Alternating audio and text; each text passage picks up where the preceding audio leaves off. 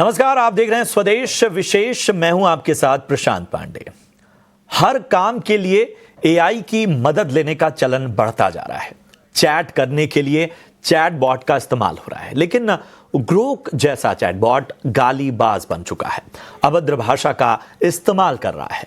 ऐसे में भारत सरकार ने गालीबाज ग्रोक पर लगाम लगाने के लिए एक्शन की तैयारी कर ली है। कई और पहलू हैं, आज इसी पर करेंगे खास चर्चा।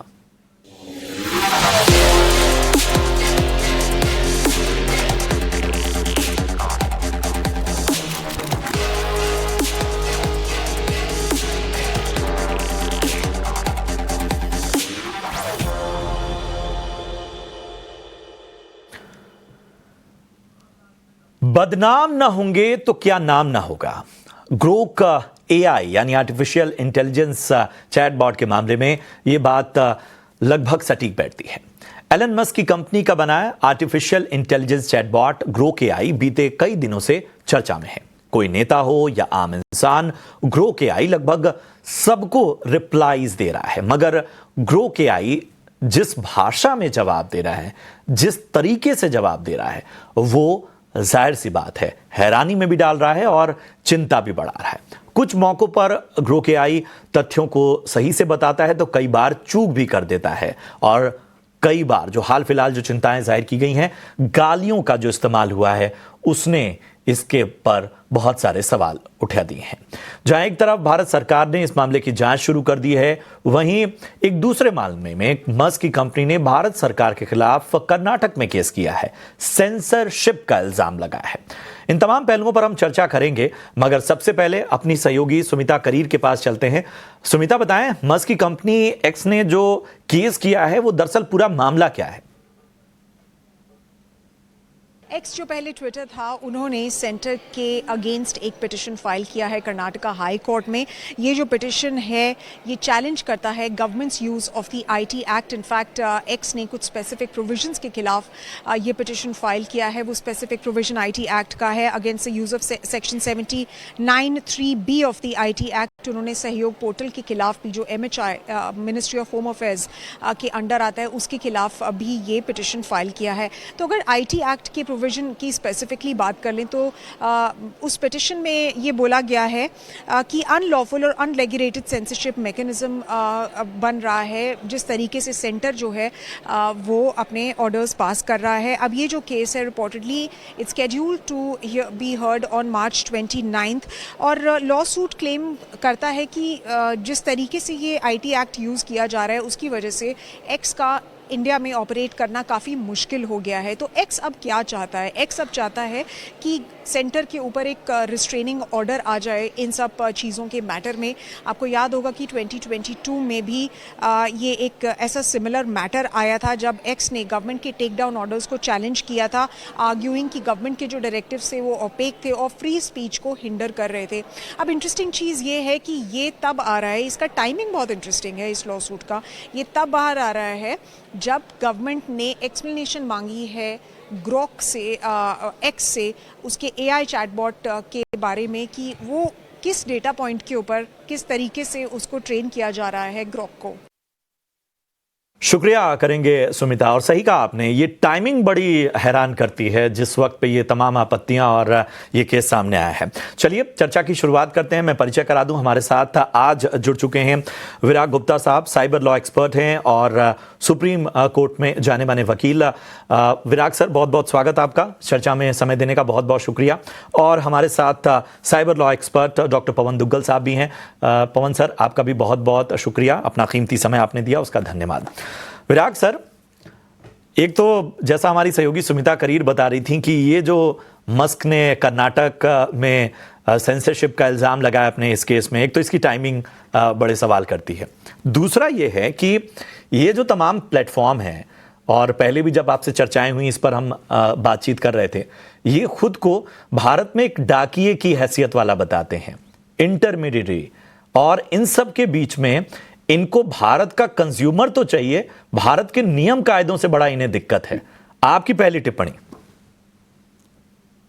प्रशांत जी, इस बारे में दिल्ली हाई कोर्ट ने के एन गोविंदाचार्य मामले में बहुत सारे आदेश पारित किए थे, जो आज भी बहुत ही सामयिक हैं और उसके जो 3 पहलू हैं, पहला कि जो भी कंपनी इस तरह की आईटी इंटरमीडियरीज हैं, वो भारत में कारोबार अगर कर रही हैं और अगर उनको इंटरमीडियरी का एग्जेम्पशन चाहिए तो उन्हें आईटी रूल्स का पालन करना जरूरी है, और अगर वो आईटी रूल्स का पालन नहीं करते तो उनका प्रोटेक्शन खत्म हो जाता है जो सेक्शन 79 में है। नंबर 1। नंबर 2, उन्हें भारत में अपना शिकायत अधिकारी नियुक्त करने की जरूरत है, और तीसरा, उन्हें भारत के कानून का पालन करने की जरूरत है। अब जो एक्स है या दूसरे प्लेटफॉर्म्स हैं, वो भारत के किसी कानून का नियम का पालन नहीं कर रहे हैं, और एक जो सरकार का जो आईटी इंटरमीडिएट रूल्स के जो नियम है या सेक्शन 79(3) की जो प्रोविजंस हैं, उन्हें चैलेंज कर रहे हैं, जिसे कई बार चैलेंज किया जा चुका है। अब उसमें 2 बड़ी बातें हैं। पहली बड़ी बात यह है कि ये पूरा जो डेटा इकट्ठा कर रहा है, ग्रॉक जो एक्स का इकट्ठा कर रहा है, क्या उसके लिए कंज्यूमर्स की जो उपभोक्ताओं की क्या कंसेंट ली गई है? क्या उनका भारत में कोई दफ्तर है, कोई भारत में उनकी कोई एंटिटी है? उनके जो पूरा बिजनेस हो रहा है उसमें वो किस तरीके से चीजों को कर रहे हैं? तो मुझे लग रहा है कि गंभीर बात है। और इसमें जो 2 बड़ी बातें हैं कि पहली कि जो साइबर का विषय है, जो आईटी का विषय है, वो केंद्र सरकार के अधीन है और केंद्र सरकार को सेक्शन 69A में पावर है, लेकिन कानून और व्यवस्था राज्यों का विषय है। तो सरकार अभी तक जो डेटा प्रोटेक्शन कानून है उसे लागू करने वाले नियमों को नोटिफाई क्यों नहीं कर रही है? और ये लोग, ये कंपनियां, विदेशी कंपनियां उल्टा चोर कोतवाल को डांटें, नियमों का पालन नहीं करने के बजाय जो कुछ नियम हैं उन्हें चुनौती देकर के कॉम्प्लिकेशंस क्रिएट कर रही हैं। शायद ये कहीं ना कहीं जो यूजर्स लगातार एक बड़ी तादाद में इनके प्लेटफॉर्म का इस्तेमाल करते हैं, उनका एक कॉन्फिडेंस लेकर बार बार इस तरह से अपनी बात उठाती हैं, और कहीं ना कहीं जिस तरह से इस पूरे मामले में भी देखा गया। पवन सर, मैं आपके पास आना चाहूंगा। चैटबॉट अभी तक जो स्थितियां थी, अभी तक जिस तरह से काम कर रहे थे, वो शायद हमारी सहूलियत के लिए बने हुए थे, लेकिन ग्रोक के मामले में हमने देखा कि, और जब हम डिजिटल दुनिया की बात कर रहे हैं तो मैं तमाम टिप्पणियां भी पढ़ रहा था, और एक सज्जन ने डिजिटल दुनिया पे यही कहा कि ग्रोक नाम का नया खिलौना लोगों को मिल रहा है और लोग खेल रहे हैं। आपकी टिप्पणी? देखिए, आर्टिफिशियल इंटेलिजेंस एक अच्छा खिलौना जरूर है, एक अच्छा नौकर जरूर है, लेकिन जब आप उसे मालिक का दर्जा दे देते हैं तो पाते हैं कि वो बहुत ही खराब मालिक हो सकता है। प्रॉब्लम क्या है कि लोगों को लगता है कि उन्हें एक जादू की जप्पी चाहिए, एक मैजिकल वॉन्ड चाहिए कि वो घुमाएंगे और उनकी सारी समस्याओं का निदान हो जाएगा। ऐसा कुछ नहीं होने वाला। उसका कारण यह है कि आर्टिफिशियल इंटेलिजेंस जो एल्गोरिथम होता है, उसकी अपनी बुद्धिमत्ता नहीं होती, उसकी अपनी कोई कॉग्निटिव इंटेलिजेंस नहीं होती। जो डेटा आप उसके अंदर फीड करेंगे बिग डेटा सेट्स के आधार पर, उसी को आधार बनाते हुए वो अपनी इंटेलिजेंस आगे बढ़ाएगा। तो लाजमी सी बात है, जब आज वो गालियां दे रहा है तो उसका सीधा तात्पर्य यह है कि जिस वक्त ट्रेनिंग डेटा डाला गया तो उस ट्रेनिंग डेटा में भी गालियां हैं, अभद्र शब्द हैं। तो अगर वो चीजें हैं तो लाजमी सी बात है उनकी जिम्मेवारी बनती है। हम जो उन्होंने मुकदमा फाइल किया है उस पर हम टिप्पणी नहीं देते क्योंकि मैटर सब जुडिस है, लेकिन बुनियादी तौर पर बड़ा सवाल उठता है कि अगर आप भारत में चाहे हो या ना हो, अगर आपके आर्टिफिशियल इंटेलिजेंस सेवाएं प्रदान कर रहे हैं, जैसे ग्रॉक की सेवाएं प्रदान कर रहे हैं, तब आप इंटरमीडियरी बन जरूर जाते हैं, लेकिन अगर आपको सुरक्षा कवच चाहिए statutory exemption from legal liability का, तब आपको कानून का पालन करना पड़ेगा। आप ये नहीं कह सकते कि साहब मैं कानून को चुनौती भी देता हूं, उसका पालन भी नहीं करता हूं, और मुझे जो है पूरी संपूर्ण सुरक्षा कवच या प्रोटेक्शन फ्रॉम स्टैट्यूटरी एग्जेम्पशन दी जरूर जानी चाहिए। तो मुझे लगता है बहुत ही विडंबना वाली बात है, क्योंकि सेक्शन 79 को लेकर जितनी भी जो प्रोपोजिशंस थी वो फिलहाल सुप्रीम कोर्ट ने श्रेया सिंघल बनाम यूनियन ऑफ इंडिया वाले मुकदमे में स्पष्ट तौर पर सेटल कर दी। अब वो बात लेकर आ रहे हैं कि साहब क्या सेक्शन 79 के अंदर सरकार को पावर है कि वो जानकारी रिमूव करा सकती है या नहीं। भूल जाते हैं कि सेक्शन 79 कहता है कि साहब अगर आपको statutory exemption from legal liability लेना है तो आपको 4 मुख्य चीजों का पालन करना है। पहली बात, आप आईटी एक्ट और आईटी रूल्स का पालन करेंगे। दूसरी बात, आप ड्यू डिलिजेंस सावधानी बरतेंगे जब आप अपनी ऑब्लिगेशंस का निर्वाह कर रहे हैं। तीसरी बात, आप किसी भी ऑफेंस में या साइबर क्राइम में अबेटा कंस्पायर नहीं करेंगे। चौथी बात, जब आपको बोला जाएगा सरकार द्वारा कि साहब ये जानकारी को आप रिमूव करिए, डिसेबल एक्सेस करिए, तब आप तुरंत करेंगे। जब ये 4 कंडीशन जब तक आप फॉलो नहीं करेंगे तब तक आपको statutory exemption from legal liability नहीं मिलेगी। अब ये चुनौती दे रहे हैं तो इंटरेस्टिंग बात होगी, देखते हैं कि बैंगलोर हाईकोर्ट कर्नाटका हाईकोर्ट किस तरीके से इस मामले को डील करेगा। But all said and done, जब तक इस कानून को कोई भी अदालत सेट साइड ना कर दे, दायित्व तो उन पर बनता है कि आप कानून का पालन जरूर कर लीजिए, आप चुनौती दे दीजिए। कल को अगर अदालत कानून को गैर कानूनी घोषित कर देती है, तब आप उसका पालन करना बंद कर सकते हैं। लेकिन केवल आप कहते हैं कि मैंने लॉ सूट फाइल कर दिया है और इसलिए मैं पालन नहीं करूंगा, इस तरह का कानूनी औचित्य फिलहाल भारतीय संविधान के तहत मौजूद नहीं है। बात आपने कही। विराग सर, एक चीज मैं समझना चाहता हूं, इससे पहले भी जब ग्रीवांस के मामले सामने आए, जब तमाम बातें कई बार कई चीजों को लेकर सवाल पूछे गए, तो एक बात जिसका आपने जिक्र किया कि आखिर सरकार किससे बात कर रही है, आखिर मस्क की जो है वो इस पूरे एआई चैट बॉक्स में भूमिका क्या है। इन सब को लेकर सबसे बड़ा सवाल यह भी उठता है कि डिजिटल दुनिया बेहिसाब है, ग्रोक का इस्तेमाल जो हो रहा है, जिस पैमाने पर हो रहा है, वो हर गुजरते सेकंड्स के साथ और बढ़ता जाएगा। ऐसे में कितने मामलों को एड्रेस किया जाएगा? प्रशांत जी, देखिए, जैसा अभी पवन जी ने बोला और उन्होंने बोला कि ये एक हमारा रिफ्लेक्शन है, तो ये देखने की जरूरत है कि जो ग्रॉक जिन गालियों का इस्तेमाल कर रहा है वो प्लेटफॉर्म पे कोई यूजर इस्तेमाल कर रहा होगा और उसी का रिफ्लेक्शन है। इसका मतलब ये है कि जो ट्विटर है, जो एक्स है, वो उसको मॉडरेट करने में विफल रहा है।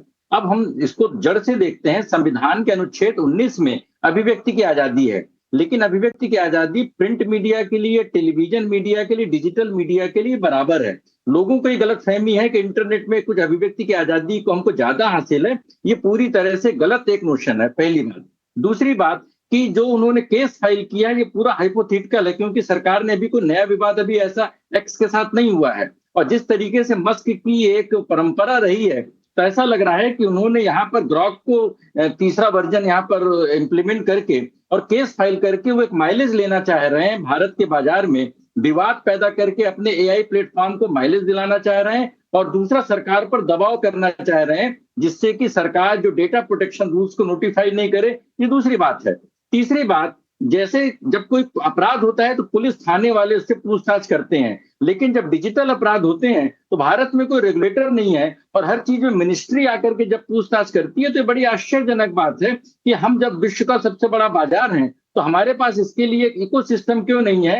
ये तीसरी बात है। और जो चौथी सबसे बड़ी बात यह है कि जब उन्होंने जो सूट फाइल किया है और उस सूट में जो उन्होंने जो सारे आरोप लगाए हैं, तो उसमें उनको बताना पड़ेगा कि उन्होंने जो आईटी रूल्स के तहत जो सेफगार्ड्स हैं वो क्या पालन कर रहे हैं कि नहीं कर रहे हैं। क्योंकि सेक्शन 79(3) और 69A दोनों के बीच में अंतर विरोध को दर्शाने की कोशिश कर रहे हैं। 69A सरकार को पावर देता है ब्लॉक करने के लिए। 79 के जो प्रोविजंस हैं वो उन कंपनियों की जिम्मेदारी तय करते हैं। तो क्या वो भारत में बगैर जिम्मेदारी के अपना व्यापार करना चाहते हैं? जब ट्रंप बोल रहे हैं कि हम जवाबी टैरिफ लगाएंगे और वहां पर अमेरिका की कंपनियां भारत के न्यूनतम कानूनों का पालन नहीं करना चाह रही हैं, ये बड़ी विडंबनापूर्ण बात है। और जब हमारे आईटी मिनिस्टर बोल रहे हैं कि टैरिफ या जो ये सारी चीजें हैं ये नए जो जमाने की अर्थव्यवस्था की बड़ी स्वाभाविक बातें हैं, तो भारत को भी अपने कानूनों को विदेशी कंपनियों पर मजबूती से लागू करने की जरूरत है। इन प्लेटफॉर्म्स की पॉपुलैरिटी जो है वो बहुत बड़ी अड़चन बन जाती है कई बार किसी सख्त एक्शन के लिए। पवन सर, क्या लगता है कि ये जो लोकप्रियता है इन प्लेटफॉर्म्स की, यूजर बेस का बढ़ना और खासतौर पे भारत जैसे बाजार में जहां पर एडॉप्शन पावर बहुत तेज है, कोई भी नई तकनीक आती है हम तुरंत उसे हाथों हाथ लेते हैं, ये एक बहुत बड़ी अड़चन पड़ रही है किसी भी बहुत ही हार्श एक्शन को लेने में सरकार के? सरकार विभिन्न प्रकार के जो ऑप्शंस हैं उसको वे करती है, तुरंत सरकार एकदम कदम नहीं उठाती। और वैसे भी सरकार वचनबद्ध है कि कानूनी प्रकरण का पालन करे। कानून कहता है एक पर्टिकुलर तरीके से आप डील करेंगे। अब उन्होंने शो कॉज दिया या उनसे जानकारी मांगी है, जवाब जो आता है उसके आधार पर निर्णय सरकार लेगी कि उन्हें क्या करना है, और वो निर्णय लेने का संपूर्ण अधिकार सरकार के पास है। अगर आप उस निर्णय से कहीं ना कहीं आघात हो जाते हैं, अग्रीव हो जाते हैं, तब आप संभावित तौर पर उसको चैलेंज कर सकते हैं। लेकिन आप कहें कि साहब सरकार निर्णय ही नहीं ले सकती, तो वो कहीं ना कहीं बात दूसरी दिशा में चली जाती है। हाँ, ये बात सही है, सरकार चाहती है कि भारतीय उपभोक्ताओं को ज्यादा से ज्यादा वैरायटी मिले, एआई प्लेटफॉर्म्स की, सर्विसेज की। सरकार न केवल चाहती है कि भारत दुनिया का सबसे बड़ा प्रजातंत्र है, बल्कि भारत दुनिया का सबसे बड़ा डिजिटल मार्केट प्लेस भी है, और उसको प्रोत्साहन देने के लिए अलग अलग कंपनियों को एक लेवल प्लेइंग फील्ड देना चाहिए। लेकिन जहां एक और ये उद्देश्य सरकार का जरूर है, सरकार ये भी चाहती है कि वो अपनी आंखें नहीं बंद करना चाहती उन चीजों को लेकर जहां पर कानून का उल्लंघन हो रहा है। तो ऐसा नहीं कि सरकार ने तुरंत कोई एक्शन ले लिया है। अभी आपसे सवाल जवाब किया है, आप जवाब आपका आएगा, उसके आधार पर वो निर्णय लेंगे क्या किया जा सकता है। लेकिन हाँ, कहीं ना कहीं सरकार के ऊपर माइंड में ये थॉट प्रोसेस रहता है कि साहब हम कोई बहुत हार्श कदम ना उठाएं, क्योंकि अगर हम बहुत सख्त कदम उठाएंगे हो सकता है उसका नकारात्मक प्रभाव उपभोक्ताओं पर पड़ सकता है, उनकी चॉइस पर पड़ सकता है। लेकिन ये तात्पर्य नहीं है कि सरकार किसी प्रकार से डरती है कोई ठोस कदम उठाने के लिए या हिचकिचाती है। सरकार तमाम सारी पॉसिबिलिटीज को मद्देनजर रखते हुए एक समन्वय और सामंजस्य स्थापित करने के प्रयास में रहती है। तो इस केस में भी क्या होगा आने वाला समय बताएगा। लेकिन अब क्योंकि मामला अदालत में चला गया है और उन्होंने डायरेक्टली सरकार को पार्टी बनाया है, अब विचाराधीन है अदालत के सामने, अदालत डिसाइड करेगी क्या करना है। बट माइंड करिए, जो अदालत के सामने गया है वो मामला दूसरा है, वो ब्लॉकिंग को लेकर और सेक्शन 79 को लेकर है। यहाँ मामला आपके ग्रॉक एआई को लेकर है, जो अब शब्द बोल रहा है, गालियां दे रहा है, वो मामला अलग है, वो मामला अलग है। और इन दोनों मामलों को सेपरेटली देखने की आवश्यकता है एक इंडिपेंडेंट विश्लेषण के दृष्टिकोण से। अहम बात आपने कही। विराग सर, अब आगे क्या, मतलब समाधान क्या है? हम बार बार डिजिटल दुनिया में प्रश्न बहुत सारे खड़े होते हैं, उनके समाधान बहुत कम नजर आते हैं। ऐसे में क्या विकल्प बचते हैं? जी, बैक टू बेसिक्स। जब भी हमारे मन में दुविधा हो तो हमें कानून की किताबों को ढंग से देखना चाहिए। तो कानून की किताबों में दो तरह के अधिकारियों का प्रावधान है।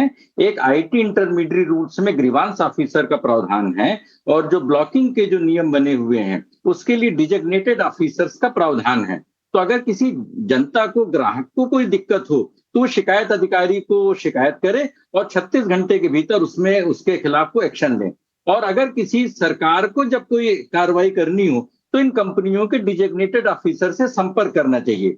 ये दोनों लोग भारत में होना जरूरी है, लेकिन भारत में होते नहीं है। तो सबसे पहले सरकार को क्लैरिफाई करना चाहिए कि जो उन्होंने एक्स को जो नोटिस भेजी है, ये एक्स से जवाब मांगा है, वो किससे मांगा है? वो क्या अमेरिका के स्थित अधिकारी से मांगा है या भारत स्थित अधिकारी से मांगा है? ये पूरी समस्या का केंद्र बिंदु है, क्योंकि अगर इसका जवाब मिल जाएगा तो इससे 3 नए प्रश्न खड़े होंगे कि उनका परमानेंट एस्टेब्लिशमेंट इनकम टैक्स के हिसाब से भारत में है या अमेरिका में है, कंपनीज एक्ट के तहत उनकी लायबिलिटी भारत में है या अमेरिका में है, और अगर जो ग्राहक है अगर वो किसी तरीके से मॉडरेशन कर रहा है, तो जो मॉडरेशन कर रहा है तो क्या उसको इंटरमीडिएट माना जाना चाहिए? जो भी छेड़छाड़ कर रहा है, खिलवाड़ कर रहा है या चीजों के साथ कर रहा है, तो वो पोस्टमैन नहीं हो सकता है। इसका मतलब कि उनको इंटरमीडिएट का प्रोटेक्शन नहीं मिलना चाहिए।